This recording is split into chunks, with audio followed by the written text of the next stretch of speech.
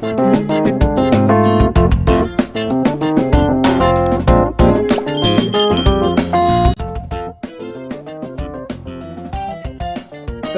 781. Salamat, mahal kong mga kaibigan.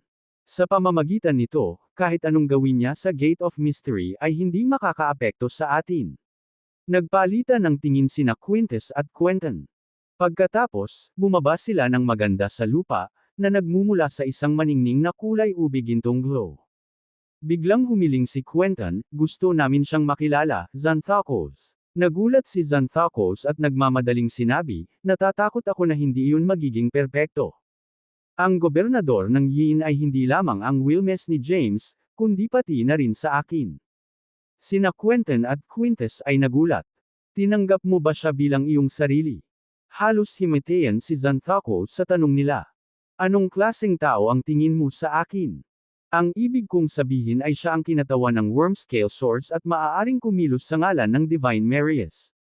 Napasimangot sina Quentin at Quintus, malinaw na alam nila ang kahalagahan ng Wormscale Score. Huminga ng malalim si Xanthocos at sinabing, kung gusto mo talaga siyang makilala, huwag mo siyang i-provoke. Baka kaya kung tiisin ang galit ni James, pero hindi ang asawa niya. Tumingin si Quentin kay Quintus at nakangiting sinabi, matagal na tayong hindi nakita ang gobernador ng Yin, ngunit pamilyar tayo sa kanyang ugali. Humalaklak si Quintus at sinabing, yung maliit na brat. Ang gulo. Tumawa si Xanthocos, saka tumalikod para ihatid ang dalawa palabas ng templo. Sa ilalim ng patuloy na kahilingan ni Harper, ibinigay ni James ang kapangyarihan ng kanyang Zender rank para tulungan ang kanyang muling pagkabuhay at ang pagpapanumbalik ng kanyang supernatural powers. Bukod pa rito, ipinagkaloob niya sa kanya ang isang natatanging sandata na hindi katulad ng iba ang Dragon Trident. Sa pagmamasid sa kanyang pag-awit ng bagong natagpuang sandata, hindi napigilan ni James ang kanyang pagtawa. Nakita niya ang paningin kay Sophie, isang nakabibighani na babae, na may hawak na isang napakalaking trident para saksakin ang isang kalaban na nakakatuwang pagmasdan. Anong nakakatawa? Biglang may na-detect si James na halimuyak na papalapit sa kanya. Itinaas niya ang kanyang ulo at nakita niya si Harper na nasa malapit na, nakatitig sa kanya ng matindi. Sandaling natigilan, napaatras si James na parang umiiwas sa kontaminasyon. Huwag kang ganyan. Tanong ni Harper, ano ang ginawa ko?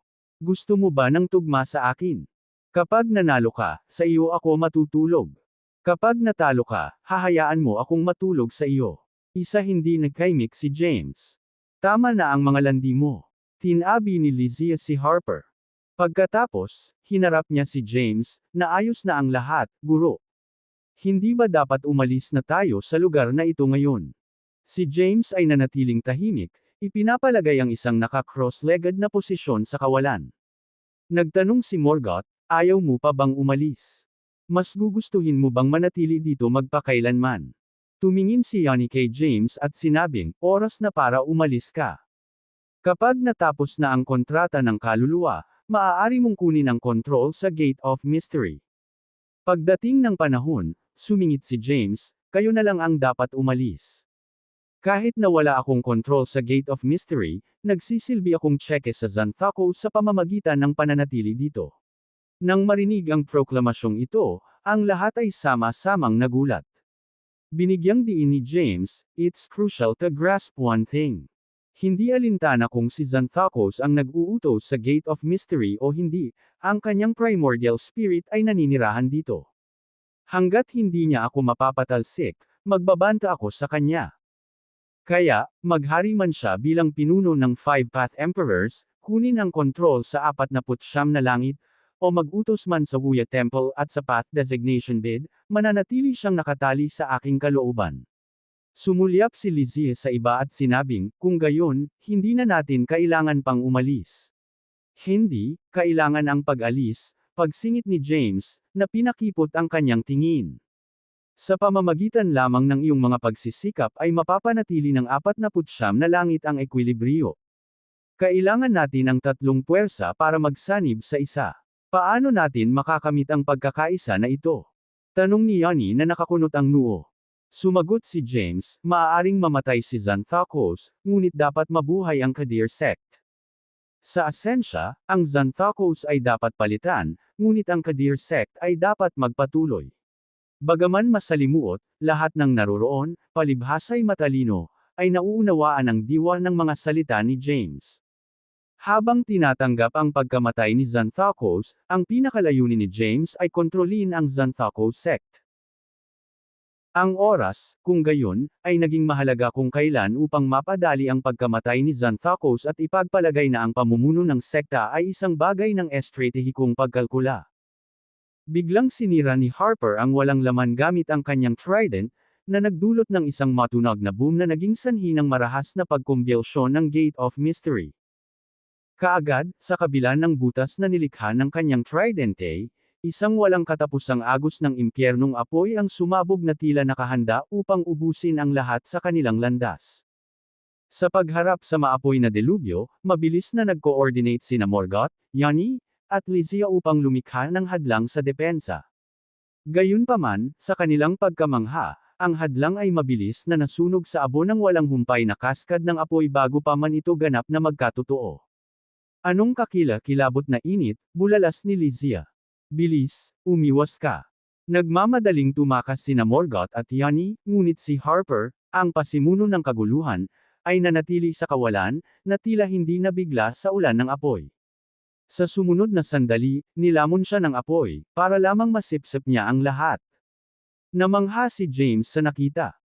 Sa pagharap sa delubyo ng mabilis na pagbagsak ng mga apoy, umakyat si Harper sa himpapawid, tinupok ang mga ito ng may kahanga-hangang bilis hanggang sa maabot niya ang tuktok ng walang laman na kanyang nalagpasan.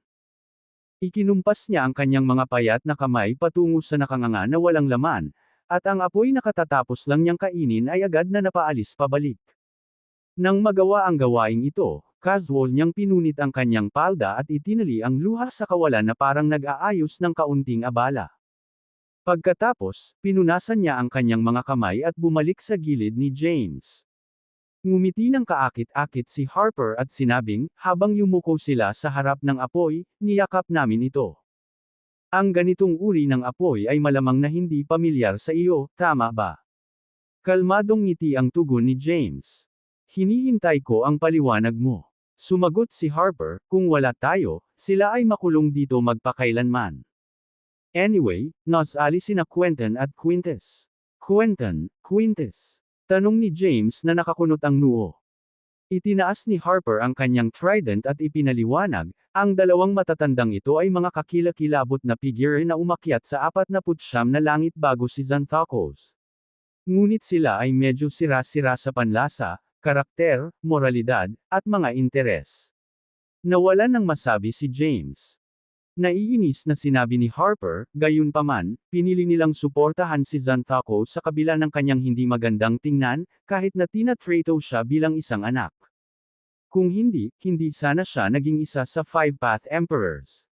Tanong ni James, so, mas makapangyarihan sila kaysa Xanthocos. Narinig mo na ba ang mga nakatagong emperador? Iniwasan ni Harper ang tanong, ipinatong ang kamay sa balikat ni James na may nakakalokong ngisi. Hindi mapakali si James sa malabong kilos ni Harper at mabilis na umiwas habang umiiling. Sinabi ni Harper, sila ay independyente mula sa Supreme Path. Sa totoo lang, kabilang sila sa pinakamalakas na entity ng unang batch ng mga nabubuhay na nilalang ng Health Realm. Gayunpaman, hinahamak sila ng Wait Ara Path at ng mga nilalang na nabuo mula kay Xyloria Aura. Sa makatuwid, kahit na mayroon silang mahusay na mga tagumpay sa paglilinang at nasa ilalim ng autoridad ng 49 na langit at ng Wait Ara Path, hindi sila kailanman binigyan ng tamang mga titulo. Sila ay mas malakas kaysa sa mga normal na Diyos. Dumilat si James at nagtanong, so sila ang backbone ni Xanthocos. Pagtibay ni Harper, eksakto. Kaya pala sobrang lakas ng apoy kanina. Ang apoy ay nagliliyab ng husto, at ang temperatura ay tumaas. Sa gitna ng malawak, malabo, at nakakapasong eksenang ito, buong pagmamalaki na tumayo si James habang ang isang kamay ay nasa likod niya, na nagpapahintulot sa hindi mabilang na mga bowl ang apoy at apoy na dumaan. Nanatiling kalmado ang gwapo niyang mukha at hindi man lang kumikislap. Sa tabi niya, may hawak na ice shield si Harper at hinawakan ang kanyang napakalaking light trident, na mukhang nakakatuwa at nakakaakit. Maya-maya, casual na inabot ni James at nahuli ang isang dumaan na fire snake. Marahas itong namilipit sa kanyang pagkakahawak, sumisikip sa pagtutol. Ito ba ang tinatawag na Hidden Emperor's Flame? Bahagyang ipinikit ni James ang kanyang mga mata. Oo. Napabuntong hininga si Harper at pinagmasdan ang paligid. Tingnan mo itong formation. Ginamit ni Quentin at Quintus ang apoy ng nakatagong emperador para lumikha ng napakalaking hadlang sa paligid ng Gate of Mystery para pigilan ang ating pagtakas. Walang pakialam na ngumiti si James sa nagpupumiglas na fire snake sa kanyang kamay. Sa tingin ba nila ay titigil tayo nito? Nagbabala si Harper, huwag maliitin ang alab ng nakatagong emperador. Ito ay mas makapangyarihan kaysa sa historical purple flame sa Wohenfinite formation. Maaari itong sumunog sa pamamagitan ng mga armas, magic artifact, gininto ang katawan, pisikal na anyo, at maging ang Waltraud power. Kahit na ang isang kasing lakas ko ay nangangailangan ng historical ice shield upang bahagya itong mapaglabanan. Para naman kina Morgoth, Hankon, Lysia, at Yanni, walang sinuman sa kanila ang makakalaban nito. Tiningnan niya si James nang may pag-uusisa at sinabing, mayroon ka ring ultimate golden body? Ngunit tila kaya mong paglabanan ang apoy ng nakatagong emperador nang walang anumang proteksyon. Kakaiba ka talaga, sagot ni James, at mayroon kang kalasag at trident na mas malaki kaysa sa iyong sarili. Ganoon din ang sasabihin ko tungkol sa iyo. Bumantong hininga si Harper, sisigat na sana, nang isang sipol ng hangin ang hamarang sa kanila. Dalawang maapoy na pulang figure ang mabilis na lumapit sa lakas ng kulog at kidlat. Ang dagat ng apoy ay naging marahas na magulo, na nagpapadala ng mga ahas ng apoy, mga bowl ang apoy, at mga kislap na lumilipad habang sila ay dumaan. Ang kalasag na nagpo-protekta kay Harper ay agad na bumagsak sa matinding impact. Habang si Harper ay nakatayo na nalilito, si James ay mabilis na gumalaw, binuhat siya at pumailanglang sa langit na may isang pagsabog ng purple gold na liwanag. Sa sumunod na sandali, ang dalawang nagniningas na pulang figure ay bumangga sa apoy kung saan naroon lamang sina James at Harper, na nagdulot ng dalawang malalakas na pagsabog. Ang mga apoy at kislap ay kumakalat na parang isang sakuna sa katapusan ng mundo, na sinisira ang lahat sa kanilang landas. Pagkatapos ng pagsabog, dalawang matandang lalaki na nakasuot ng matingkad na pulang damit na may umaagos na pulang buhok ay lumitaw sa kawalan kung saan nakatayo sina James at Harper ilang segundo ang nakalipas. Ang isa sa kanila ay matangkad at payat, ang isa naman ay maikli at matambok. Ang bawat isa ay may isang kamay sa kanilang likuran, na nagpapalabas ng nakakatakot na aura. Ang matangkad, payat, mapula ang buhok na lalaki ay napapaligiran ng siyam na fire dragon, at ang maikli, mataba, pulang buhok na lalaki ay napapaligiran ng siyam na ice dragon. Ang dalawa ay nagliliwanag ng pula at bughaw na liwanag, na nagsanibsan upang maging sanhi ng isang magandang panuurin. Sinabi ni Harper, na nababalot ng purple gold light ni James, si Quentin at Quintus ay talagang dalawang matandang halimaw. Napapikit si James. Mukhang mas makapangyarihan sila kaysa kay Xanthicus. Ngumiti ng kaakit-akit si Harper. Sa totoo lang, hindi sila ang pinakamalakas sa personal na labanan. Ang mga totoong powerhouse ay walang pakialam sa mga ranggo at hinahamak pa ang pagiging ranggo. Tumango si James bilang pagsang-ayon. Biglang umalangaw ang malakas na boses mula sa ibaba nila. Humalaklak si Harper, "You're quite responsible. Gusto ko ang mga cute na katulad mo." Nag-transform si James sa isang sword light at nagpakita sa harap ni Quintus at Quentin. Nakatayo siya sa likod ng kanyang mga kamay, at ang kanyang aura ay tumugma sa dalawang nakatagong emperador. Natawa si Quintus habang nakatingin kay James, "You have an exceptional aura and a sharp gaze. Ikaw ay hindi mailarawang marangal. Tunay na karapat-dapat na maging ang tanging pinili mula sa mga mortal." Hinaplos din ni Quentin ang kanyang balbas at ngumiti ng pagsang-ayon kay James. Mahinahong tumugon si James, "Kayong dalawa ay mga nakatagong emperador na hindi nangangailangan ng aking pambabola. Dahil nandito ka para sa Xanthicus, inaakala kong away na gusto mo. Gusto ba ninyong dalawa na magsama laban sa akin, o gawin ito ng isa-isa? Nagpalitan ng tingin sina Quentin at Quintus at saka humagalpak ng tawa. Bahagyang ipinikit ni James ang kanyang mga mata, halatang hindi nasisiyahan. Hinamak niya ang mga nagkukunwaring makapangyarihan at mapagbigay. Mag-aaway pa rin sila, kaya hindi na kailangan ng mga ganoong formalidad. Kung hindi, nakakahiya pagkatapos matalo sa labanan. Ngumisi si Quintus, bilang mga magsasaka, ang pagiging mayabang ay hindi matalino, binata. Sagot naman ni James, mamayabang ka raw habang bata pa. Inikot ni Quentin ang kanyang balbas at sinabing, sige. Dahil sabik kang lumaban, obligado kami. Ito ang perpektong pagkakataon para igalaw ang ating mga kalamnan. Nakangiting idinagdag ni Quintus, daan-daang libong entrepok ang nakalipas mula noong huli kaming gumawa ng aksyon. Mag-sparring kami ngayon. Dahil 2 against 1 match ito, kalahati lang ng lakas namin ang gagamitin namin. Maaari kang lumabas ng lahat. Tumango si James at sumagot, I don't care. Gawin mo ang gusto mo. Ang yabang, sigaw ni Quentin, itinaas ang kanyang kamay, at pinakawalan ng isang nakakatakot na purple red fire dragon kay James. Boom! Nagpatawag si James ng sword light at agad na binasag ang apoy na dragon. Kawili-wili.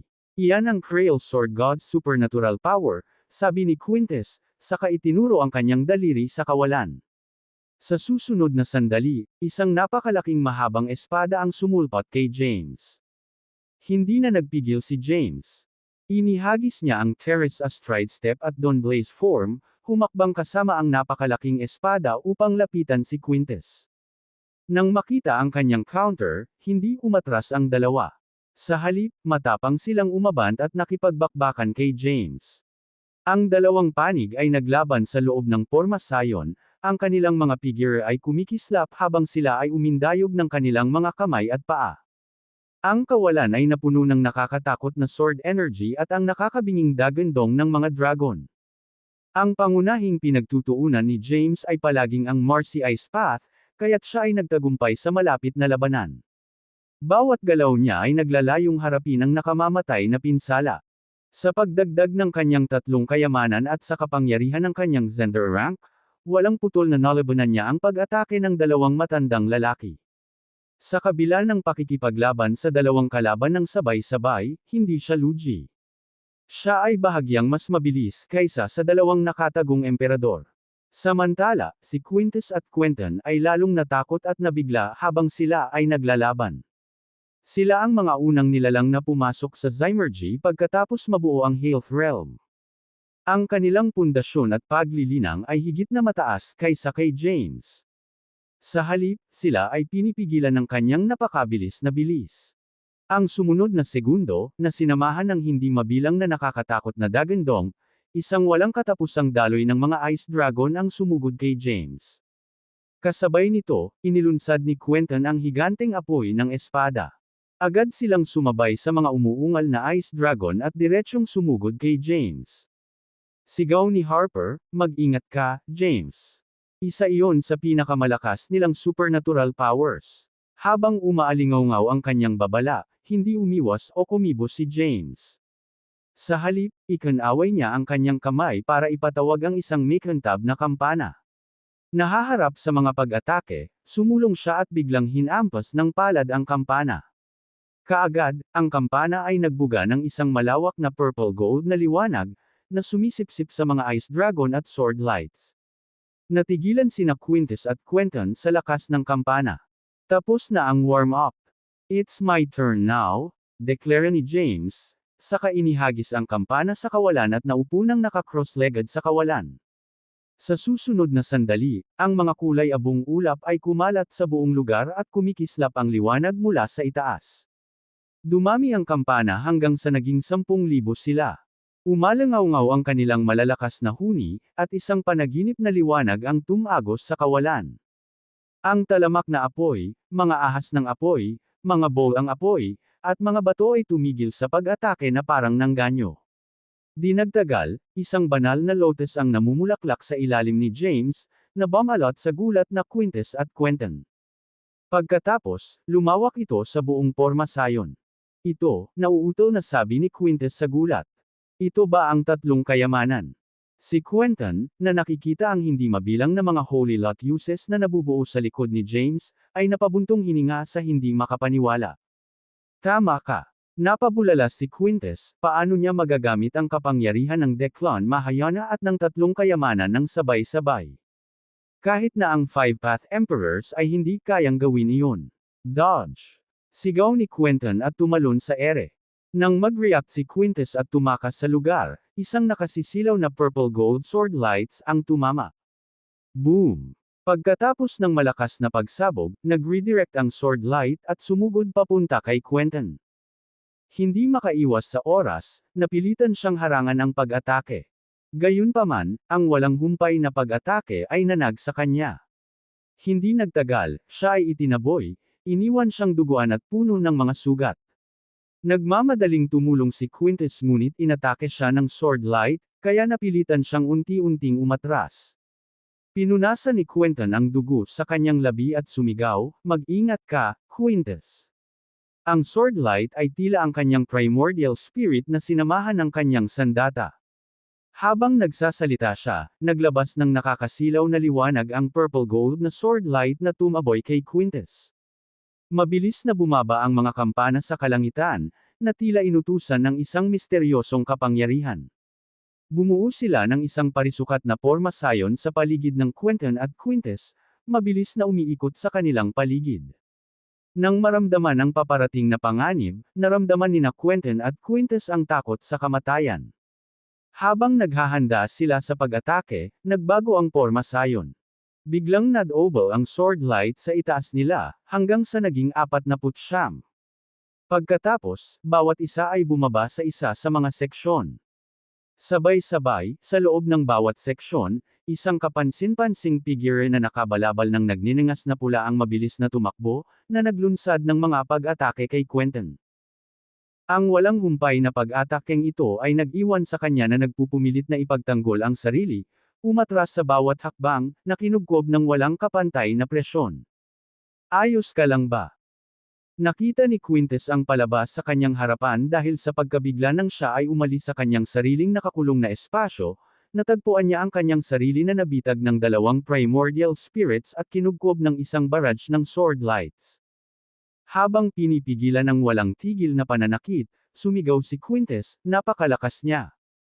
Hindi na kailangang sumunod sa aming kasunduan na gamitin lamang ang kalahati ng aming lakas. Mamamatay tayo kung patuloy tayong magpipigil. Sa mga salitang ito, isang malawak, nagbabantang asher na liwanag ang sumabog mula sa kanyang pagkatao, na nagpatawag ng isang legion ng mga ice dragon.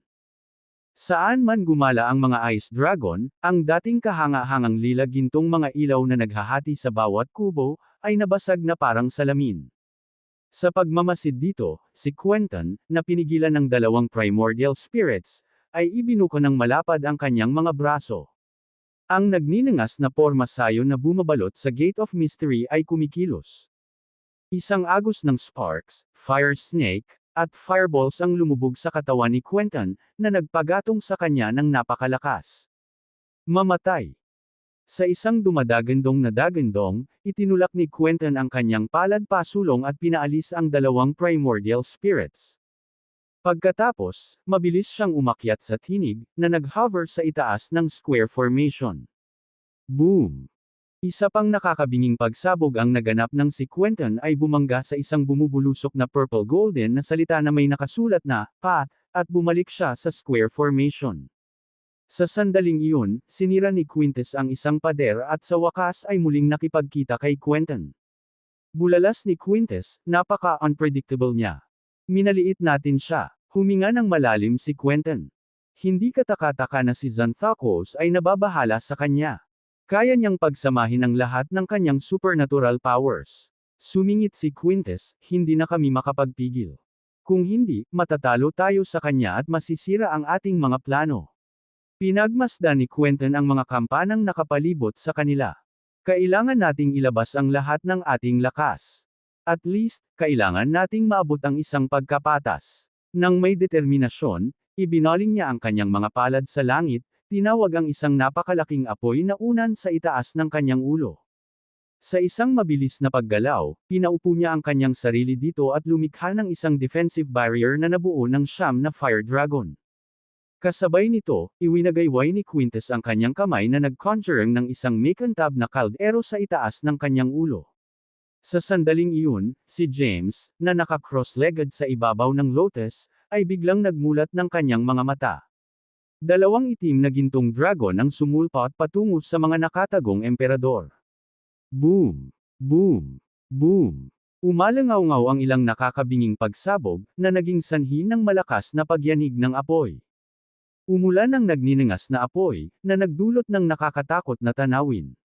Dagandong. Inilabas ni Quintus at Quentin ang kanilang pinakamakapangyarihang supernatural powers. Ang dalawang panig ay nakipaglaban sa isang matinding labanan ng mga dragon laban sa mga dragon. Hinarap ng mga dragon ng dalawa ang Golden Black Dragon ni James. Umalangaw-ngaw ang mga dagandong ng mga dragon, na nagdulot ng nakakatakot na eksena. Agad na ipinaalala ni Quintus, kailangan nating gawin ang lahat. Ito ang mga primordial spirit ng binata. Malamang na mas malakas sila kaysa sa Declan Mahayana.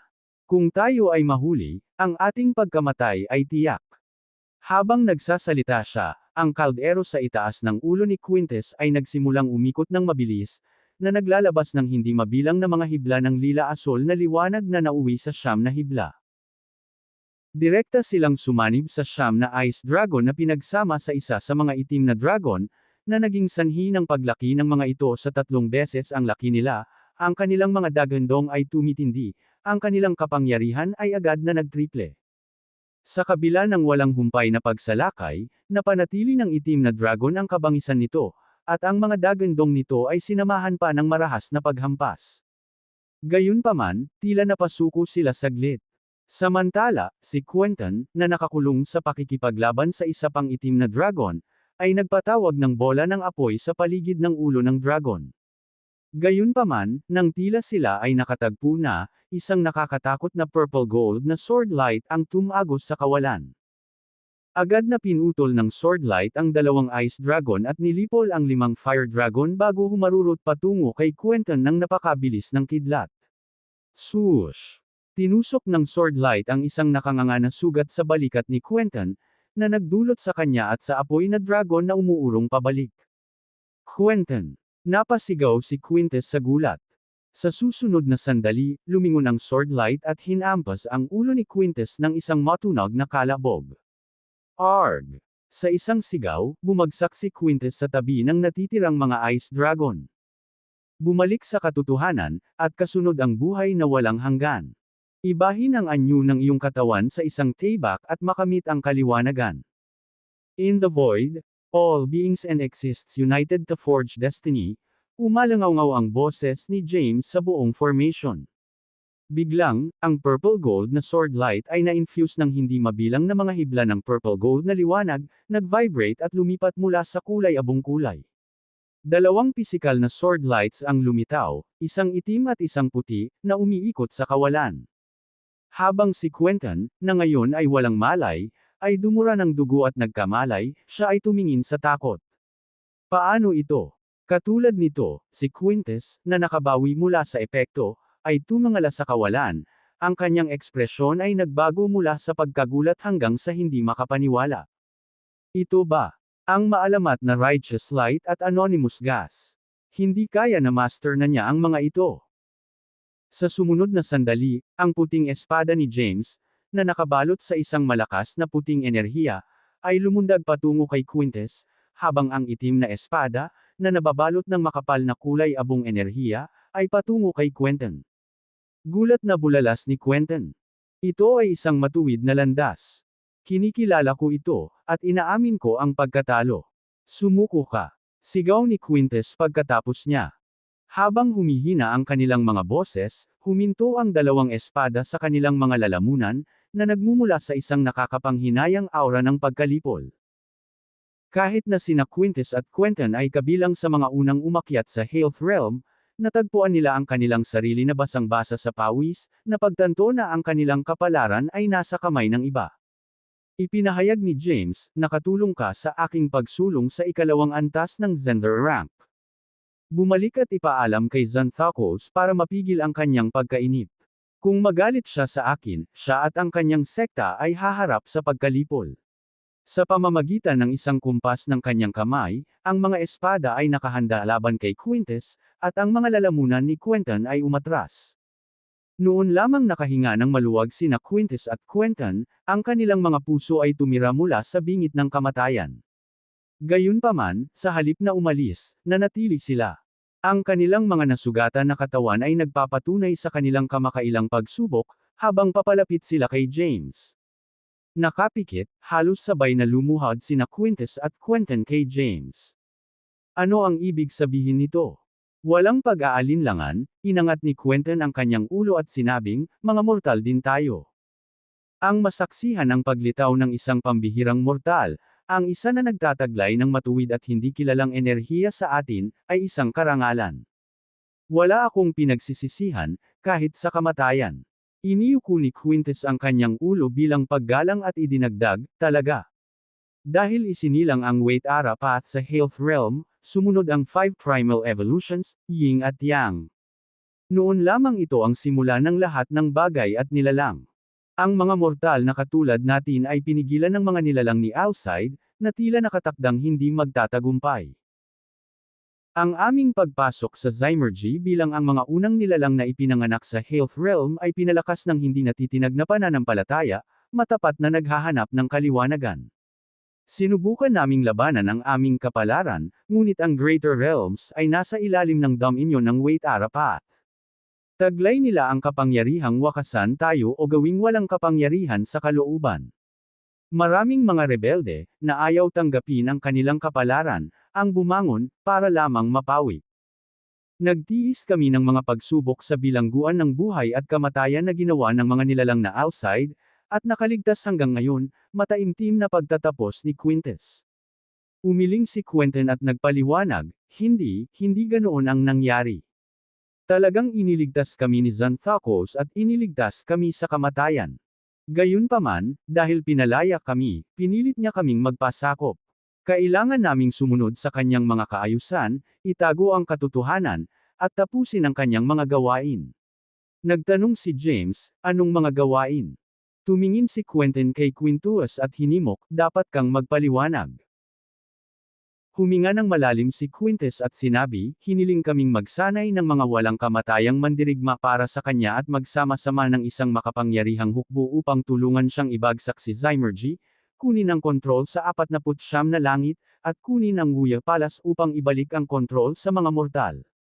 Napatingin si James sa kanila nang may pag-iisip. Pagkaraan ng ilang sandali, kumaway siya at sinabing, tumayo ka at magsalita. Nagpalitan ng tingin sina Quintus at Quentin, nagpapahayag ng kanilang pasasalamat bago dahan-daang bumangon mula sa lupa. Sa pagmamasid sa kanilang duguan at malubhang nasugatan na estado, ikinaway ni James ang kanyang kamay, nagdulot ng 2 sinag ng liwanag na agad na gumaling sa kanilang mga sugat. Nang masaksihan ang mahimalang paggaling na ito, si Quintus at Quentin ay namangha. Kalmadong sabi ni James, I'm not concerned with your past. Gusto ko lang malaman kung bakit mo piniling manatili. Tahimik na sinabi ni Quintus, pumipili kami ng master. Sa iyong lakas, ang pag-agaw sa Greater Realms ay magiging walang hirap. Ang Xanthocos ay walang laban sa iyo. Dagdag pa ni Quentin, natural, gusto naming ihanay ang sarili namin sa mas malakas na partido. Sana hindi mo kami i-dismiss dahil sa edad at kahinaan namin. Mangyaring tanggapin mo kami. Naranasan namin ang labis na kahihiyan sa Zymergy, at sana ay bigyan mo kami ng pagkakataong maghiganti laban sa mga nilalang na Alcide. Nang sisigot pa lang si James, bumaba mula sa itaas si Harper, na may hawak na isang napakalaking kalasag na kulay ube ginto. Ikaw ay napakahusay gaya ng dati, mahal ko. Humalik si Harper kay James. Pagkatapos, binaling niya ang tingin niya kina Quintus at Quentin. She warned, kahit gwapo ka, dapat matalino ka rin. Hindi ka dapat magtiwala sa kanilang mga matamis na salita. Sabay na sumimangot sina Quintus at Quentin. Kalmadong tanong ni James, bakit? Paliwanag ni Harper, bago sila umakyat sa Zymergy, nanumpa na silang magkakapatid kay Xanthocos. Tulad ng pagsasama mo sa akin, sa tingin mo ba tatalikuran kita para sa isang hindi kilalang tao?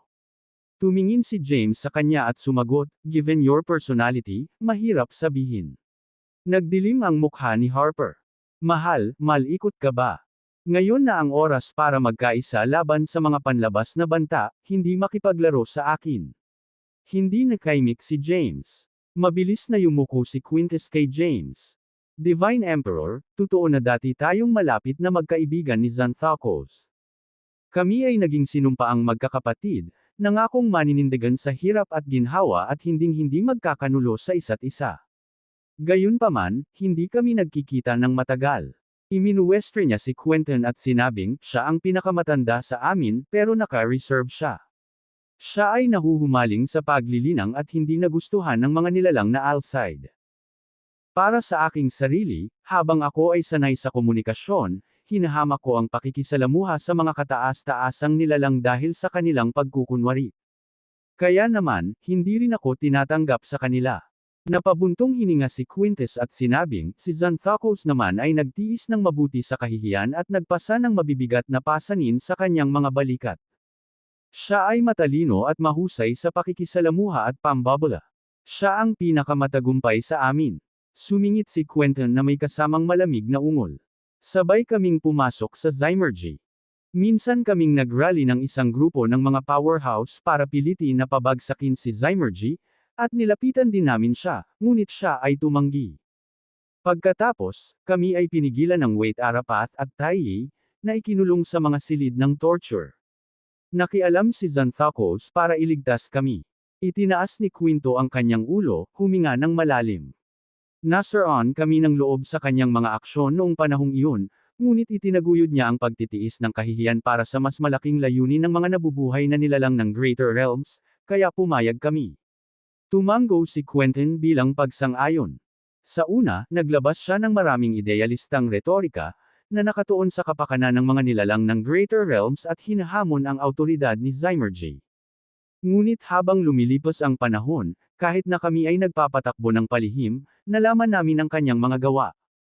Sa pagkakataong ito, bagamat dumating kami ayon sa kanyang kahilingan, sinikap naming malaman ang kanyang tunay na paninindigan bago gumawa. Sinulyapan ni Quentin si James at sinabing, sa hindi inaasahang pagkakataon, dinala niya ang pintuan ng misteryo at ikaw, na nasa loob nito.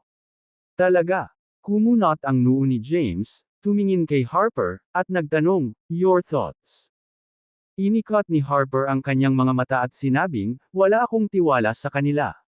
Ang pagiging mabait sa kaaway ay katumbas ng pagiging malupit sa iyong sarili. It will only invite more trouble. James interjected, I believe them.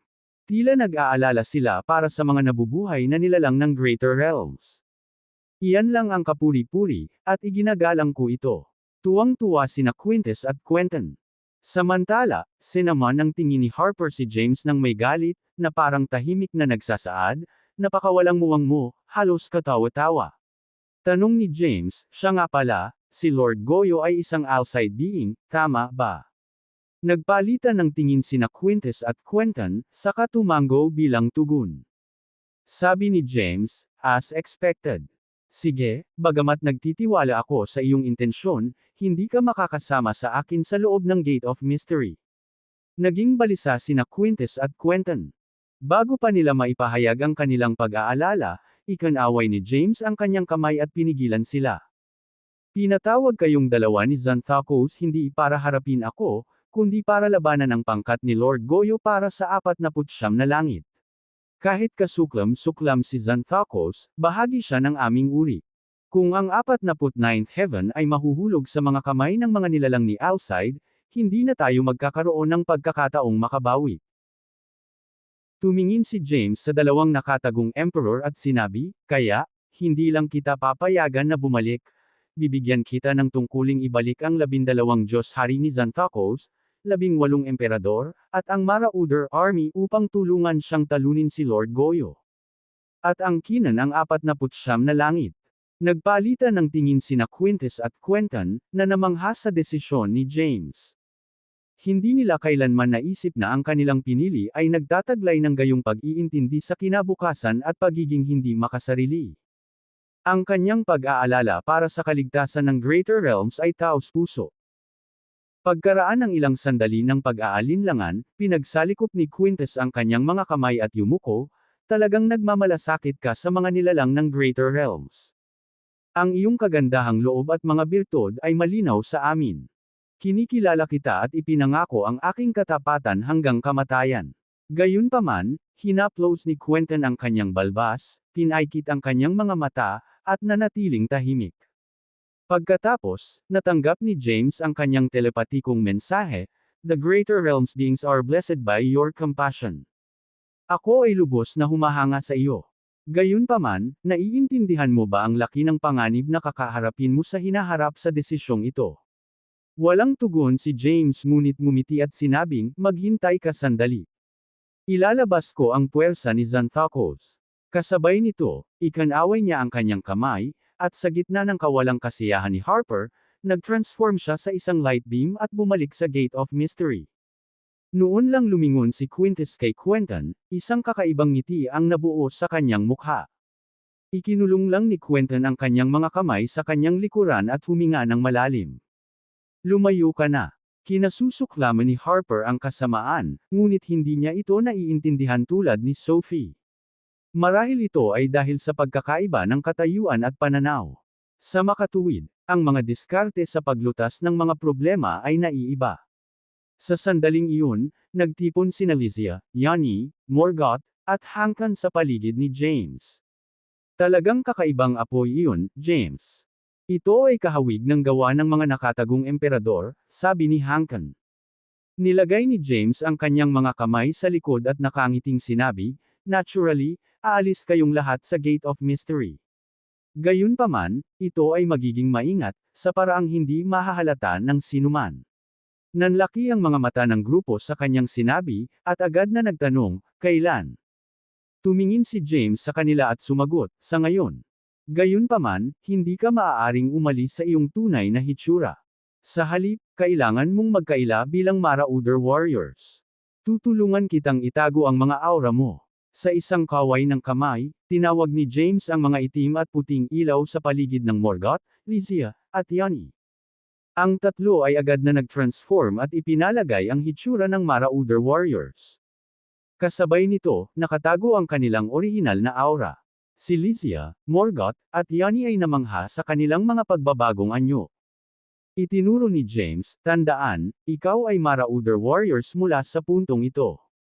Gayahin ang iba pang Marauder Warriors, at huwag ilantad ang inyong mga sarili hanggat hindi ko naiisip na kailangan ito." Naintindihan naman agad ni Lysia ang plano ni James at tumango ng may paghanga. "Ito ay isang napakatalino na ideya, guro. Kahit na hindi na ako ang iyong pangalawang katawan, nananatili ang ating koneksyon. Ipapaalam ko sa iyo ang mga nangyayari sa labas." Nakangiting sabi ni Yanni, "So, mga especially iya tayo." Inaprubahan ko ang ideya. Pinagmasdan ni Morgoth ang sarili at nagpout, "Anong klaseng kasuotan ito? Nangangahulugan ba ito na hindi ko rin magagamit ang aking kakaibang supernatural powers?" Si Harper, na nasa malapit at nag-umapa pa rin sa sama ng loob, ay sumingit sa paghamak, "Exceptional. Wala ka bang kahihiyan?" "Enough," na magitan si James, pinatahimik si Morgoth. "Imperative na mabilis kang makisama sa hukbo. Balak ko ring palayain si Dorvas, ang 12 Diyos-hari, at ang 18 Emperador." Galit na hindi sumang-ayon si Morgoth, iyan ay hindi bababa sa kalahati ng mga piling puwersa ng Xanthocos. "Kung pakakawalan mo sila," James rolled his eyes and retorted, "it's a necessary sacrifice. Dahil sa iyong talino, ang anumang karagdagang paliwanag ay walang silbi. Sumama ka na lang, Morgoth." Bigla niyang itinuro si Morgoth at sinabing, "Kailangan kong mag-ingat ka lalo. Ang iyong pagiging impulsive ay maaaring maglantad kina Lysia at Yanni, na nag-iiwan sa kanila na mahina." Tumawa si James. Tiningnan niya ang porma sayo na nabuo ng maraming Marauder Warriors sa labas ng Nothingness Formation. "Masasabi mo ba kung sino si Lysia, ang aking guro at si Morgoth ngayon?" Umiling sina Hankan at Harper, tumingin sa direksyon ng tingin ni James. "Tama iyan," sabi ni James, "layunin namin na lugi sina Xanthocos at Lord Goyo. Pagkatapos, kukunin natin ang mga benepisyo. Dapat tayong kumilos sa tamang panahon. Iba ang sitwasyon sa Gate of Mystery sa outside world. Kung maaga tayong kumilos, papatayin tayo ni Xanthocos at Lord Goyo. Matatalo tayo. Kung huli tayong kumilos, kapag ang path designation bead ay nahulog sa mga kamay ni Xanthocos o Lord Goyo, tayo ay magiging passive. Sa oras na ito, kailangan nating magkaroon ng ilang maaasahang tao para umalis sa Gate of Mystery at makihalubilo sa sekta ni Xanthocos. Kailangan natin ng tamang panahon para maapektuhan ang kanilang proseso. Sa ganitong paraan, makakakuha tayo ng mas maraming benepisyo sa pamamagitan ng paggawa ng mas kaunti. Nang marinig iyon, sinabi ni Harper, "Sumasang-ayon ako sa iyo, ngunit sa palagay ko ay hindi mo dapat paniwalaan sina Quintus at Quentin. Hindi sila maaasahan at hindi mapagkakatiwalaan. Bukod dito, gusto mong ibalik ang 12 Diyos-hari, 18 emperador at ang Marauder army ng 100,000 mandirigma sa ilalim ni Xanthocos. Tulala ka ba? Inikot ni James ang mata kay Harper. Kung hindi natin sila naging mga sangla at hindi natin ibinalik ang mga buhay na nilalang na ito sa ilalim ng Xanthocos, paano natin maipapalabas ng tahimik ang 3 tao sa Gate of Mystery? Natigilan si Harper. Habang nasa likod ang mga kamay, dahan-daang lumingon si James. Wala akong pakialam kung mapagkakatiwalaan o hindi sina Quintus at Quentin.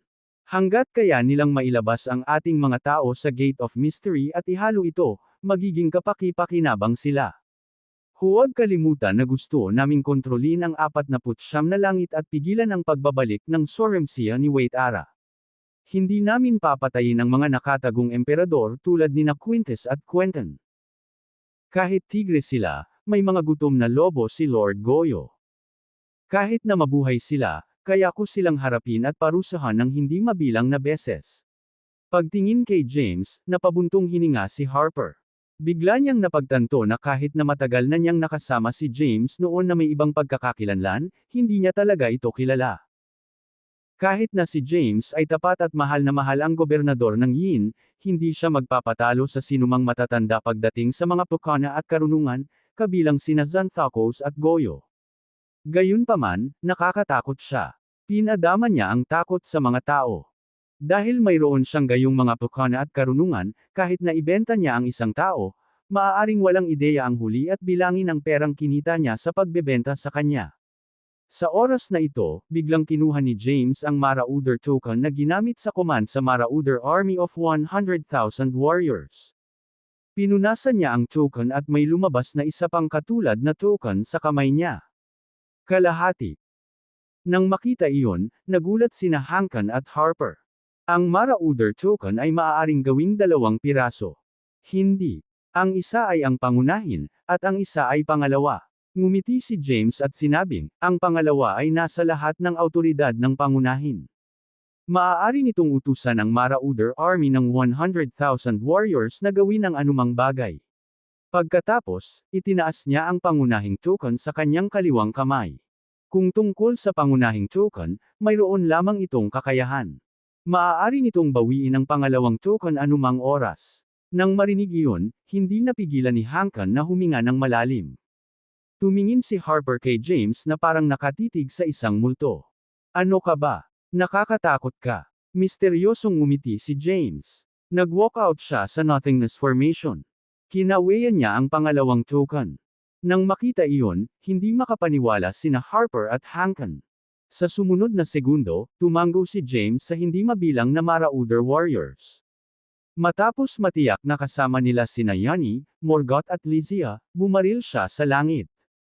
Bakit wala pa sila? Nag-aalala si Quintus. Sa kabilang banda, nakaupo si Quentin sa isang bola ng apoy. Bahagyang nakapikit ang kanyang mga mata. Mukha siyang kalmado. Mr. Quentin, bakit hindi ka nababalisa? Napatingin si Quintus kay Quentin. Tapos, awkward siyang ngumiti at sinabing, nonsense. Pareho kami ng ranggo ng Xanthocos.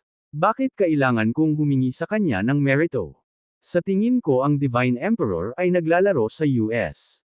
Ang 12 God Kings, 18 Emperors at Marauder army of 100,000 warriors ay halos kalahati ng kapangyarihan ng paksayo ng Xanthocos. Maibabalik ba niya talaga ang mga ito? Napangiti si Quentin. Quintus, noong kaharap mo ang Divine Emperor kanina, iba ang ugali mo.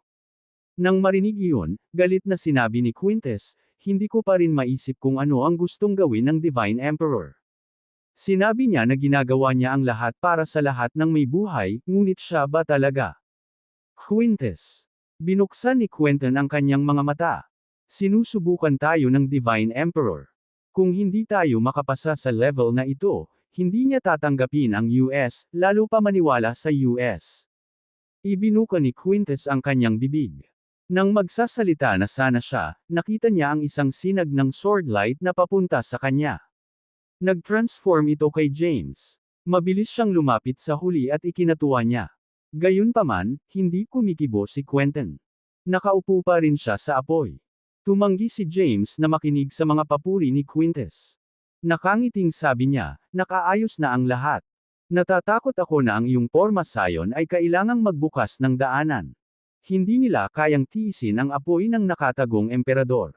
Nang marinig iyon, nagmamadaling sinabi ni Quintus, huwag kang mag-alala. Ang aking espasyo ay sapat na malaki upang tumanggap ng daan-daang milyong mga mandirigma. I asked you to open a passage, putol ni James kay Quintus. Namula ang mukha ni Quintus.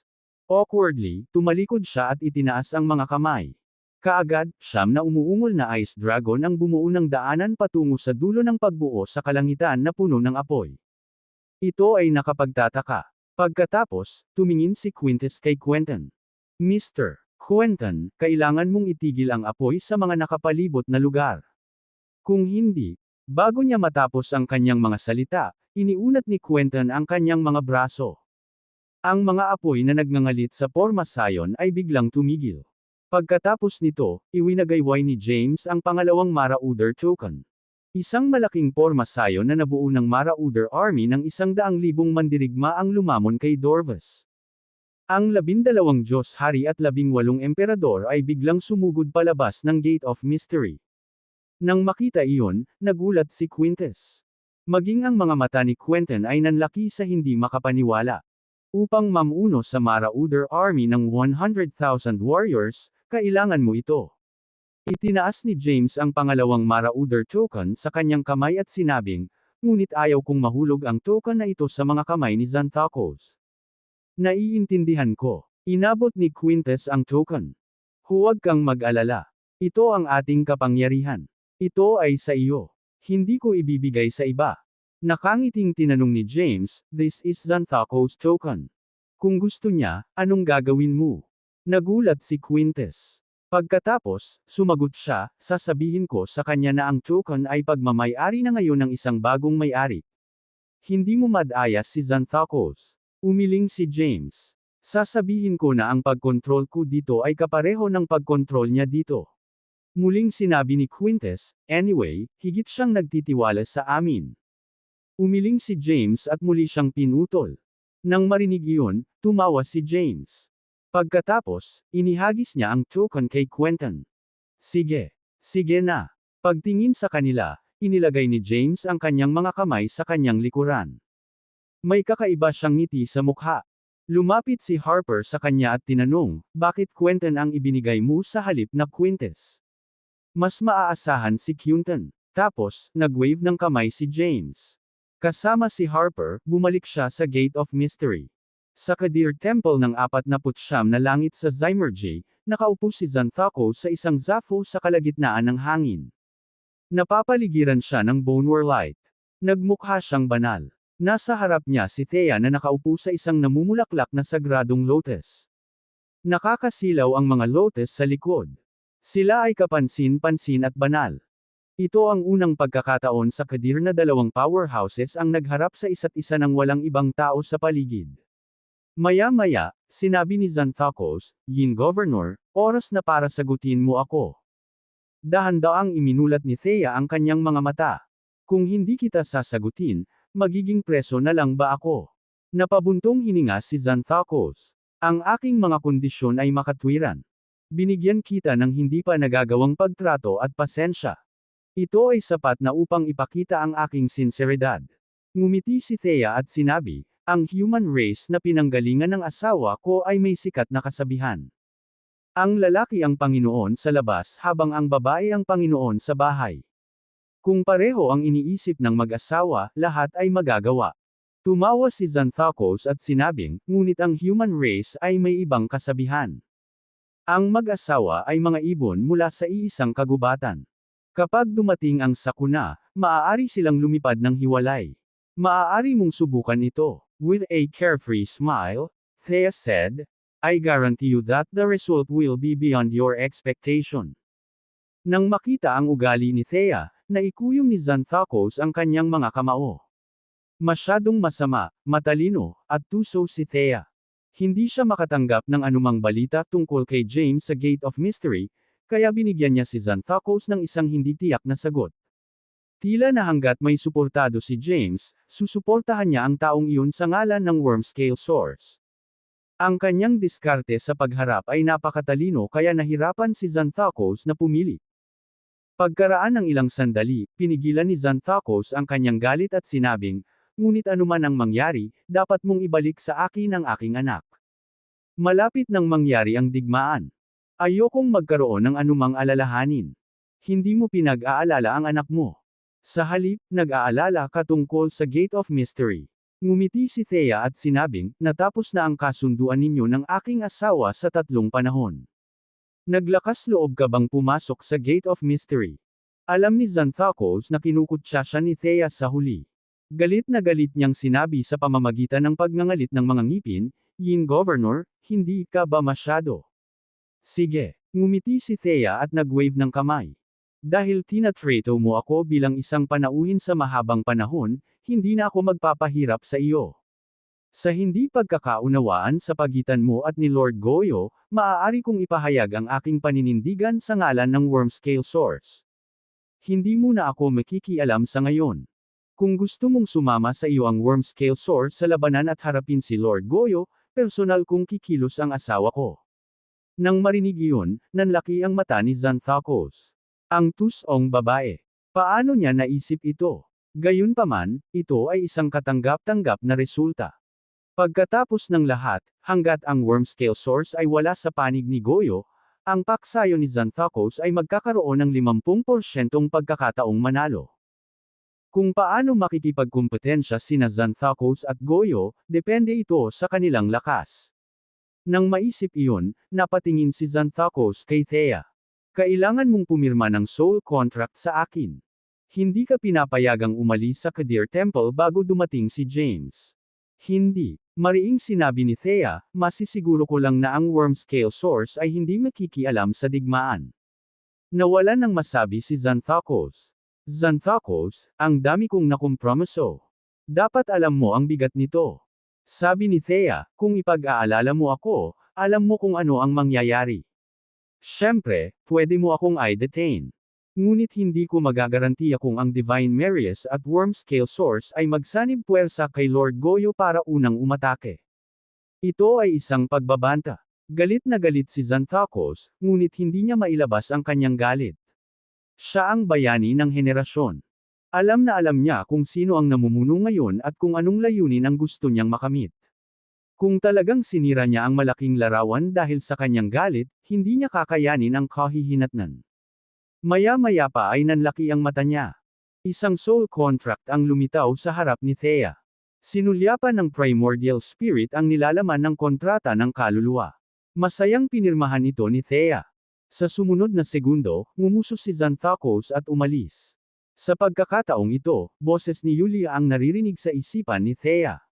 Bakit ka nakipagkompromiso? Gusto mo ba talagang tumulong sa kasamaan? Matalino si Xanthocos, sinadya ni Thea, kung wala ang tulong ng Wormscale Source, hindi maiiwasan ang digmaan sa pagitan nila ni Lord Goyo. Ang huling digmaan sa 49 na langit ay magaganap ayon sa naka-schedule. Hindi pa rin malinaw ang ugali ng asawa ko. Kung ipahayag ko ang aking paninindigan, maaaring masira ang plano ng aking asawa. Nang marinig iyon, huminga ng malalim si Yulia. Maaari mong samantalahin ang pagkakataong ito para hilingin kay Xanthocos na payagan kang pumunta sa Gate of Mystery. Ang pag-unawa sa isang tao at pagkakaroon ng tacit na pag-unawa ay ganap na naiiba rin. Walang alinlangan na ang gobernador ng Yin at si James ay tunay na magkatugmang ginawa sa langit. Maya-maya, bigla siyang nagtanong, ano ang susunod nating plano? Pagkatapos, babalik ako sa Wormscale Source. Panoorin ko ang laban mula sa bundok at kukuha ako ng pwesto para sa aking asawa sa 49th Heaven. Sabi ni Yulia, matalino ka. Hindi ako kasing galing mo. Sabi ni Thea, syempre, may pagkakaiba ang jowa sa asawa. Kung hindi, magiging magulo. Nag-aalala si Yulia. Yin Governor, itigil mo na ang panlilibak sa iba. Hindi nakaimik si Yulia. Biglang sabi ni Thea, si Zanthako siguro ang pumunta para mag-host ng gathering ngayon. Inimbitahan nila ako pero hindi nila ako pinaalam. Kahit na, gusto kong pumunta. Pagkatapos, siya ay naging isang sinag ng liwanag at lumabas ng templo. Sa The West Temple of the 49th Heaven, kumikislap ang amethyst gold light na may kabanalan at Tao energy. 10,000 mga banal na nilalang ang nakaupo sa Zaphos. Lahat sila ay mga kinatawan at pinuno ng iba't ibang puwersa mula sa 49 na langit. Sa kasalukuyan, 3 Diyos lamang ang makakalap ng napakaraming powerhouse. Sila ay sina Tai, Goyo at Xanthakos. Ang Taoist Temple ay ang lugar ng pagsasanay ng Goyo. Sa sandaling ito, nakaupo si Goyo sa isang karwahe na nababalot ng puting kurtina. Siya ay nakatayo sa itaas ng lahat ng mga banal na nilalang na may pagmamalaki. Sa kaliwa ay si Taichu at ang siyam na hari ng landas sa ilalim niya. Sa kanan ay ang 7 santo ng digmaan ng Goyo. Ang pagpapatuloy sa kaliwa at kanang bahagi ay ang Holiness, Emperors at Sovereigns. Lahat sila ay transcendent powerhouses. Isa-isa nilang isiniwalat ang kanilang tunay na pagkatao. Nasa likod nila ang ultimate golden bodies. Maliwanag ang buong bulwagan. Gayunpaman, sa templo kung saan natipon ang libo-libong mga transcendent na powerhouse, tahimik ang kapaligiran. Napakatahimik na may naririnig kang pagbagsak ng pin. Hindi nagtagal, sa labas ng templo, isang sinag ng liwanag ang pumasok at naging matandang lalaki na may puting buhok na nakasuot ng puting damit. Lumuhad siya sa lupa. Opisyal na nagsimula ang Wuya Integration Gathering ng Kadir Temple. Ang mga dadalo ay ang 5 Jadron Holiness, 36 na si Emperors, 8 Kalidor Sovereigns at 72 Golden Gods na may hawak na 8 milyong mandirigma sa Soma Declon rank. Kasabay nito, ang pinakamataas na nilalang na dumalo sa pagtitipon ay kinabibilangan ng mga emperador ng 4 na panahon. Pagkatapos, nagkaroon ng kaguluhan sa orihinal na tahimik na templo. Alam nila na ang mga dumalo na inihayag ng matanda na may puting buhok ay halos 70% ng puwersa sa itaas ng 40 langit. Lalo na ang 72 Golden God na mayroong 8 milyong mandirigma sa Soma Declon rank. Halos doble ang dami nilang mandirigma kaysa kay Goyo. Kung ikukumpara sa kaguluhan at tsismis ng mga Diyos, umupo si Goyo sa karwahe na may puting kurtina. Mukha siyang kalmado at relaxed. Sa oras na ito, biglang sinabi ni Taichu, nasaan ang 2 nakatagong emperador? Nang marinig iyon, ang matanda na may puting buhok na nag-ulat ng balita ay nagtaas ng ulo. Hindi ko pa nakikita sina Quentin at Quintus. Paano ang Marauder Army ng 100,000 mandirigma? Tanong ng isang magandang babae na nakaupo sa gilid. Hindi ko sila nakita. Muling umiling ang matanda na may puting buhok. Hindi lang sila, ngunit hindi ko nakita ang 12 Diyos Hari at 18 emperador sa ilalim ni Xanthakos. Nang marinig iyon, tumingin kay Goyo si Taichu at ang babaeng nagtanong. Lord Goyo, may kakaiba dito. Nag-aalalang sinabi ni Taichu, kung hindi samiput ang kalahati ng mga elite sa ilalim ng Xanthakos, maaaring magkaroon ng pagdanak ng dugo sa Wuya Integration Gathering. Magkakaroon ng kakilabot na pagdanak ng dugo. Ipinaalala ng babae, dapat ba nating pigilan itong mangyari? Sa sandaling ito, ikanaway ni Goyo ang kanyang kamay at pinutol si Taichu at ang babae. Pagkatapos, tumingin siya sa matanda na may puting buhok. Wala akong pakialam sa ibang puwersa. Gusto ko lang malaman ang tungkol kay James. James. Sa pagbanggit kay James, nagkagulo na naman ang lahat sa eksena. Ang ilan sa kanila ay nagtataka kung sino si James, habang ang ilan sa kanila ay nagkwento ng nakaraan ni James sa isang pinalamutian na paraan. Karamihan sa kanila ay pangunahing sinisiraan siya, iniisip na si James ay nakipagsabuatan kay Morgoth at isang hamak sa mga pinili. Nang marinig ang mga ingay, tumahimik si Goyo at pinatahimik ang eksena. Pagkatapos, nagmamadaling yumuko ang matanda na may puting buhok. Wala pa akong nakikitang balita tungkol sa pinili, ngunit may mga balitang nauugnay sa kanya. Ano ito? Mukhang interesado si Goyo. Ito ang gobernador ng Yin. Mabilis na sinabi ng elder na may puting buhok, hindi ko alam kung kailan siya naging master ng Wormscale Sword sa 49th Heaven, ngunit binigyan siya ng buong autoridad na dumalo sa Wuya Integration Gathering. Nang marinig iyon, nabalisa si Taichu. Tumayo siya at sumigaw, napagmasdan mo na ba? Bagamat asawa ni James ang gobernador ng Yin, isa siyang Alcide. Siya ay may sama ng loob kay Xanthocos at sa kanyang iligal na anak na babae. Paanong? Taichu, putol ni Goyo kay Taichu. Hayaan mo na si Tigan na magsalita. Ibinuka ni Taichu ang kanyang bibig ngunit hindi niya magawang magsalita. Sa oras na ito, ang elder na may puting buhok, si Tigan Davison, ay nagpatuloy, kahit na ang gobernador ng Yin ay kumakatawan sa Wormscale Source at Divine Marius, tila siya ay may banayad na relasyon kay Xanthocos. Batay sa aking pagbabawas, ito ay dapat na nauugnay sa pinili na nakakulong sa pintuan ng misteryo.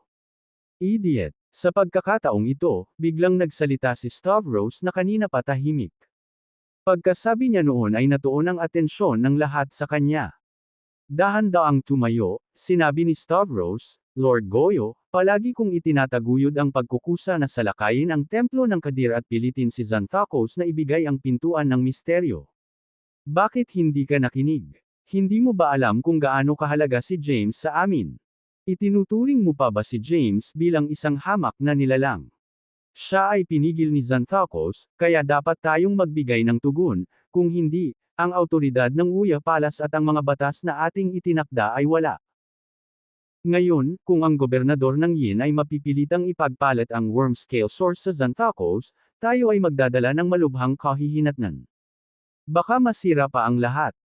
Pagkatapos nito, nagsimulang mag-usap ang lahat ng naruroon. Tumingin si Taicho kay Stavros.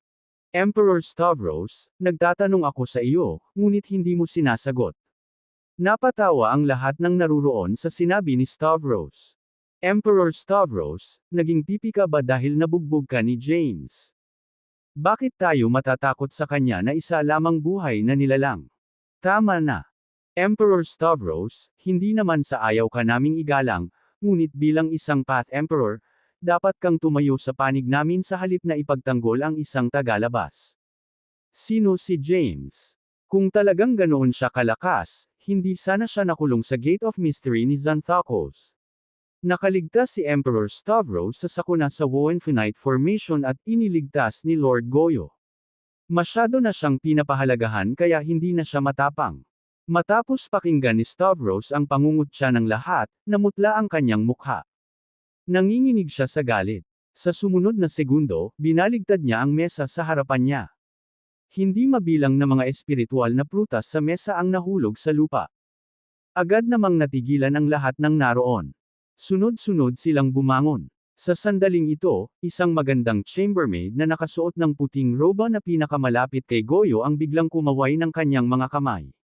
Ang Bonewarlight ay biglang bumaril, na nilamon ang lahat ng espiritual na bunga na nakakalat sa lupa. Sa kabilang side ng Goyo, bumangon ang isa pang magandang chambermaid na naka-red robe. Pinagalitan niya, Emperor Stavros, nababaliw ka na ba? Ang lahat ng ito ay mga nangungunang banal na bagay sa Taoist Temple. Kung sila ay mahulog sa mga kamay ng lahat ng mga salita, alam mo ba kung gaano kalaki ng kapigatian ang aabutin nito at kung gaano karaming mga powerhouse ang isisilang mula sa mababang buhay na nilalang? Ang babaeng nagsalita kanina ay nagtatampo, kahit isang banal na bagay ay hindi dapat mahulog sa kanilang mga kamay, lalo pa ang napakaraming bagay. Ang mga buhay na nilalang ay masama. Sila ay walang hiya at gaaman. Hindi sila karapat-dapat sa mga banal na bagay. Nang marinig iyon, tumawa ang galit na si Stavros. Tapos, tinuro niya yung chambermaid na naka-red robe at yung babae. Ang isa sa inyo ay personal na tagapamahala ni Lord Goyo, habang ang isa ay pinuno ng siyam na haring landas. Kahit kayong dalawa ay tinatrato ang mga buhay na nilalang na parang langgam. Hindi nakakagulat na ang mga nabubuhay na nilalang ay lumalaban sa US ng sunod-sunod. Nawalan ng masabi ang babae. Sa nanginginig na boses, sinabi ni Stavros, noon, ang unang batch ng mga buhay na nilalang na pumasok sa Zymergy ay lumabag sa batas. Pagkatapos, nagdulot ng kaguluhan si Morgoth sa Zymergy. Pagkatapos noon, nagdulot ng kaguluhan sina Harper, Yanni, Chuba at Zemria sa 49 na langit. Ang paghihimagsik ng mga buhay na nilalang ay nagiging mas marahas at madyugo sa bawat oras. Mas hinahamak din nila tayo. Hindi pa ba sapat para maakit ang iyong atensyon at pagnilayan ang iyong sarili? Pagkatapos, itinaas ni Stavros ang kanyang ulo at bumantong hininga. Kung ako ay isang buhay na nilalang, dapat ako ay isa sa mga nagre-rebel laban sa US. Agad namang nagkagulo ang buong lugar. Sa oras na ito, itinuro ng babae si Stavros. Gaano kakalakas loob na sabihin ang mga salitang tulad ng isa sa Five Path Emperors? Parang gusto mong kumawala sa Supreme Path at pumasok sa Demonic Path. Galit na galit si Maria. Pagkatapos noon, sinulyapan ni Stavros ang mga taong naroroon. Ang sulat ng pagbibitiw sa aking kamay ay isinulat sa dugo ni Emperor Ko-Simeon. Kung papayagan, agad niyang ibibigay ang Cauldron of Kind and Evil. Nang marinig iyon, nagkagulo na naman ang lahat ng naroroon. Gusto ni Ko-Simeon na magbitiw bilang Path Emperor. Ang posisyon ng Five Path Emperors ay isang posisyon na pinagnanasaan ng lahat ng mga Diyos. Hindi lang dahil sa status, kundi dahil din sa mga gate na kinokontrol nito. Kung ang isa ay bibigyan ng posisyon ng Path Emperor, magagawa ng isa ang lahat sa lahat ng mundo at maabot ang tugatog ng kapangyarihan, ngunit ngayon, gusto ni Ko-Simeon na magbitiw. Ito ay hindi kapanipaniwala. Emperor Stavros. Si Taichu na kanina pa tahimik ay bumangon. Palagi kang nakikipag-away kay Emperor Ko-Simeon. Bakit siya? Nagdududa ka ba sa resignation letter na ito? Ngumiti si Stavros. Kinawayan niya ang kanyang kamay at ginawang sinag ng amethyst gold light ang sulat ng pagbibitiw. Inabot niya ito kay Taichu. Hinawakan ito ni Taichu at tinignan. Natigilan siya. Si Ko-Simeon ay nagkaroon ng magandang relasyon sa kanya. Pamilyar siya sa Soul Sigil at Primordial Spirit. Hindi maaaring peke ang mga ito. Higit sa lahat, ang sulat ng pagbibitiw ay nakasulat sa dugo ni Ko-Simeon. Kinakatawan nito ang kanyang determinasyon na magbitiw. Pagkatapos, pinagmasdan ni Taichu ang eksena. Sa lahat ng mga Diyos, wala si Ko-Simeon. Hindi niya maiwasang makaramdam ng kaba. Hindi pa niya nakita si Ko-Simeon mula nang siya ay bumalik mula sa nabigong labanan sa ika-40 langit. Tuwing bibisitahin siya nito, tinatalikuran siya. Nagpapanik siya. May isa pa akong resignation letter dito. Biglang sinabi ni Stavros, pakiusap tanggapin mo rin ito. Pagkatapos, inabot niya at binuklat ang isang amethyst gold scroll. Agad na bumulwak ang dugo mula sa kanyang dalawang daliri, na naging haligi ng dugo.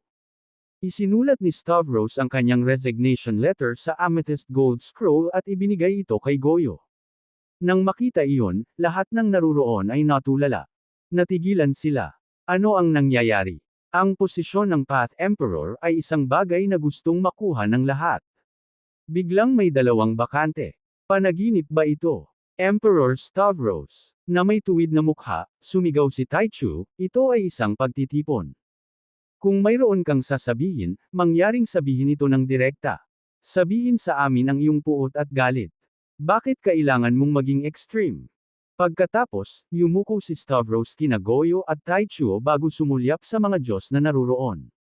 Pagkatapos nun, umalis na siya. Tumigil ka. Biglang sumigaw si Maria, iniabot mo ang iyong resignation letter, ngunit hindi mo ibinigay ang Gate of Wuya. Ito ay isang banta. Hindi mo nirerespeto si Lord Goyo. Sa pagkakataong iyon, muling nagkagulo ang lahat. Ang gate ng Wuya ay inalis. Kasama niya si Morgoth ngayon. Gaano kakilabot ang kapighatiang mangyayari sa lalong madaling panahon. Pagkatapos masulyapan si Stavros na matatag, yumuko si Maria kay Goyo. Panginoon Goyo. Ikinaway ni Goyo ang kanyang kamay para pigilan si Maria. Dahan-dahan niyang itinaas ang ulo niya. Stavros, hindi ito ang oras para sa isang pagtatalo. At saka, hindi ko itinalaga ang status niyo ni Cosimian bilang Path Emperors. Itinalaga ito ni Waitara. Hindi ko matatanggap ang mga resignation letters mo. Agad namang tumahimik ang lugar. Naramdaman ni Stavros ang pagbagsak ng kanyang puso. Tuso si Goyo. Tila ang Stavros at Cosimian ay dapat nakasangkot sa kapigatian. Hindi nila ito naiwasan. Ang iyong mga salita ay may katuturan. Biglang sinabi ni Goyo, talagang samobra na tayo sa pagtrato sa mga buhay na nilalang. Pero naayos na ang kinalabasan ng sitwasyon. Hindi ito mababago sa magdamag. Kahit na ang health realm ay dominado ng mga nabubuhay na nilalang at hayaan ng US na umatras sa likuran, dapat tayong umatras ng may dignidad. Nang marinig iyon, lumingon si Stavros at tumingin kay Goyo, nagtataka. Masyadong tuso si Goyo. Sinasamantala niya ang sitwasyon para guluhin ang sitwasyon. Hindi na kayang pigilan ng kapangyarihan ang US, patuloy ni Goyo, ngunit hindi matitinag ang ating dignidad at katayuan. Kaya, kahit nahayaan natin ang mga nabubuhay na nilalang na mangibabaw sa health realm, kailangan pa rin nating labanan ang digmaang ito.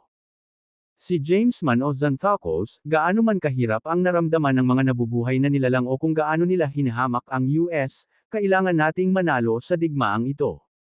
Sa pamamagitan lamang ng pagkapanalo sa digmaang ito maaari tayong umatras ng may dignidad at maging kanilang mga Diyos. Igagalang at sasambahin pa rin nila kami. Ito ang aming bottom line. Ang kanyang mga salita ay sinang-ayunan ng lahat ng mga Diyos. Nagpalakpakan ang lahat.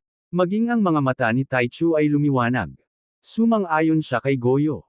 Huminga ng malalim, tinanong ni Stavros, paano kung matalo tayo? Nang makita si Stavros na lumabas ng templo, nagalit si Maria. Gayunpaman, napatigil sila sa pagsasalita matapos silang sumulyap ni Goyo.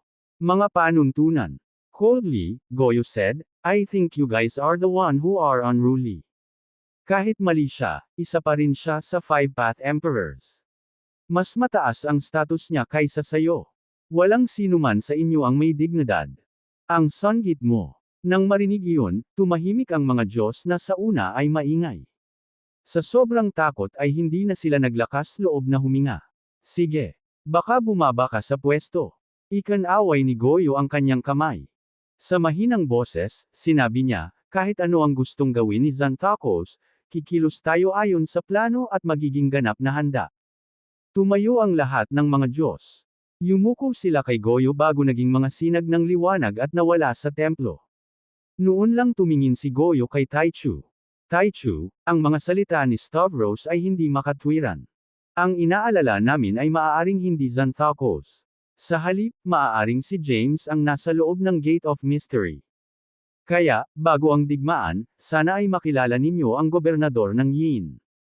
Hindi lang siya ang gobernador ng Yin, ngunit siya rin ang master ng Wormscale Source na maaaring gumawa ng mga desisyon. Higit sa lahat, maimpluwensyahan niya ang mga desisyon ni James. Nang marinig iyon, sumimangot si Taichu. Sa oras na ito, humirit si Maria. Lord Goyo, kailangan ba ito? Isang langgam lang. Nagdilim ang ekspresyon ni Goyo.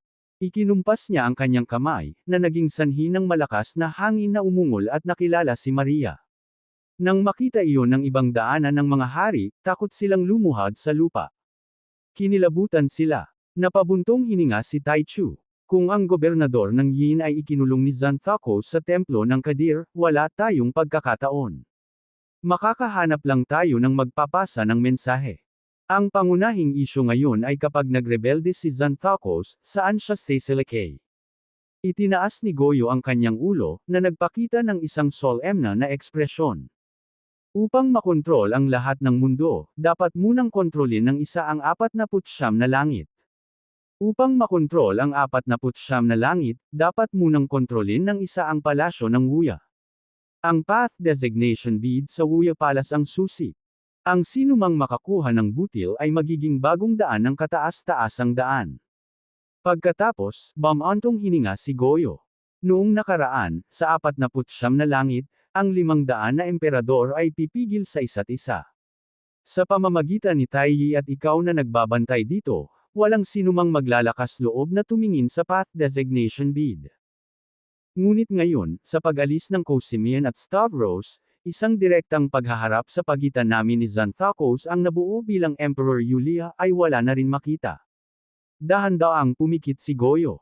James, hindi ka dapat nilinlang ni Xanthakos.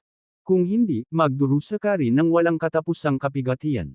Sa oras na iyon, kahit si Frona ay hindi mailigtas ang sitwasyon, pabayaan ka. Sa Gate of Mystery, ginamit ni James ang nakakatakot na kapangyarihan ng Zender rank para lamunin si Hankan at 12-12 ng Primordial Spirits at pinuhin sila. Hindi handang mag-isa si Harper, kaya pinigan niya ang ilan sa kanyang Primordial Spirits.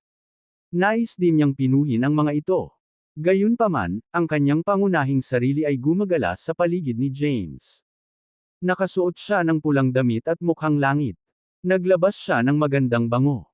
Sa sandaling ito, si James na nakaupo sa isang lotus ay nakatanggap ng balita mula kay Lysia na nasa labas ng mundo.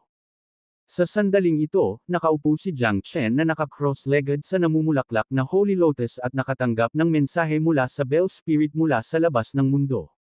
Nabuhay si Lysia sa Soremsia ni Frona.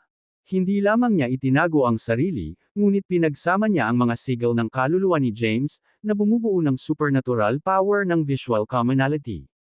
Master, gumagana. Paalala ni Lysia. Ungol ni James. Tapos, winagiway niya yung kamay niya. Isang sinag ng amethyst gold light ang kumislap.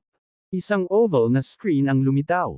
Sa screen, ang Marauder Army ng 100,000 warriors ay nakatayo ng maayos sa kalangitan sa itaas ng Kadir Temple. Puno sila ng murderous energy. Nakakatakot sila.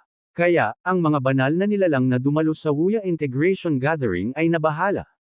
Hindi ba ito ang Kadir Temple? Lumapag si Harper sa likod ni James.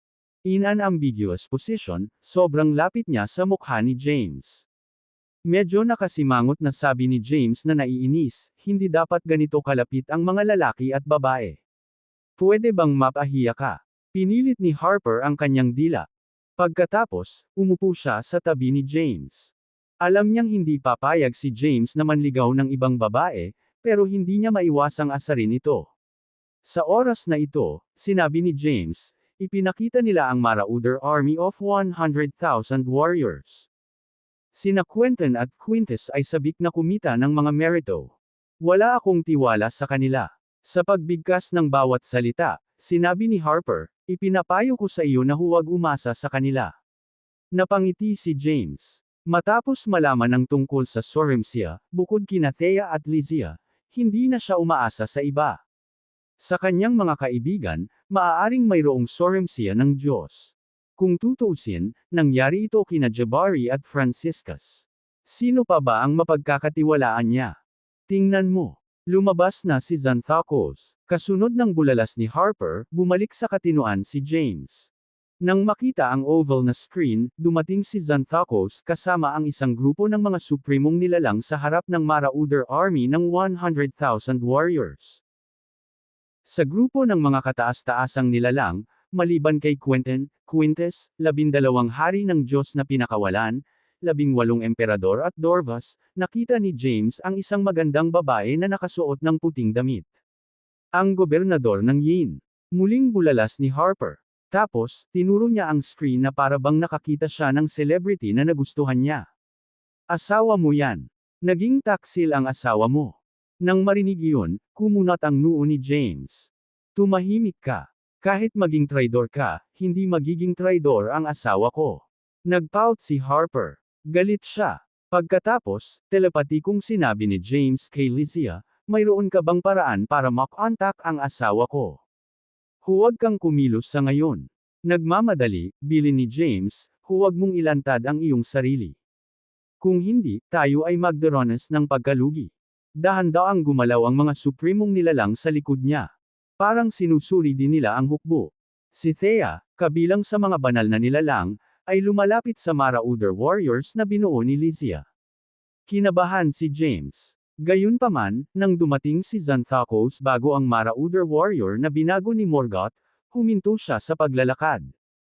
Kaya, huminto rin ang mga suprimong nilalang sa likod niya. Nang makita iyon ay lalong kinabahan si James. Hindi siya nag-aalala tungkol sa Marauder warriors na binago ni Nayani at Lysia, ngunit si Morgoth ay isang variable. Si Xanthocos ay dating mortal na kaaway ni Morgoth. Tinatakan siya ni Xanthocos para sa milyon-milyong entrepak. Ito ay isang sama ng loob na naglalaman ng dugo. Sa kanyang ugali, mapipigilan kaya ni Morgoth ang kanyang galit kapag nasa harapan niya ang kanyang kaaway. Gayunpaman, sa susunod na segundo, inabot ni Xanthocos ang Marauder warrior na binago ni Morgoth. Sa oras na iyon, nagpapanik si James. Morgoth, pakiusap, huminto ka. Habang papalapit ang kamay ni Xanthocos kay Morgoth, nang hahawakan na sana niya ang mukha ni Morgoth, gumalaw si Morgoth. Nako hindi. Bulalas ni James. Nagulat si Harper sa bulalas ni James. Anong mali? Sa screen, nang ilabas pa lang ni Morgoth ang kanyang sandata, inilabas din ni Nayani at Lysia ang kanilang mga armas. Agad, ang lahat ng Marauder warriors ay kumislap ng amethyst gold light. Lahat sila ay naglabas ng kanilang mga armas at humarap kay Xanthocos. Pinuno ng murderous energy ang kawalan. Nang makita nila iyon ay nanlaki ang mga mata nina James at Harper. Napabuntong hininga sila. Sa screen, tumigil si Xanthocos sa pag-abot ng hahawakan na sana niya si Morgoth. Tapos biglang tumawa si Xanthocos na nagdududa. Nakatayo sa gilid, sinabi ni Quintus, Emperor Kadir, delikado. Pino sila ng pathstones. Minsan. Ayos lang. May kakaibang ngiti sa mukha si Xanthocos. Bigla siyang sumigaw, Dorvus. Sa isang iglap, lumitaw si Dorvus sa tabi ni Xanthocos. Yumuko siya. Nakangiting nagtanong si Xanthocos, nasaan ang token na kumokontrol sa Marauder army of 100,000 warriors? Natigilan si Dorvus. Mabilis niyang sinabi, kinuha ito ng Diablo. Lahat ng ito ay dahil kay Hankan. Kalokohan. Ngumuso si Xanthocos at sinabing, kung wala ang token, paano mananatiling tahimik ang Marauder army of 100,000 warriors? Itinaas ni Dorvus ang ulo at nanlaki ang mga mata. Emperor Kadir, ang token ay wala sa akin. Nakipagpalitan ng tingin si Quintus kay Quentin. Tapos, ngumiti siya at sinabing, Mr. Quentin, magsalita ka. Kumunot ang noo ni Quentin. Lumingon sa kanya si Xanthocos at ang mga banal na nilalang na naruroon. Sa sandaling ito, nasa panganib si Quentin. Samantala, pinaikit ni James ang kanyang mga mata. Nakatitig siya sa screen nang walang sinasabi.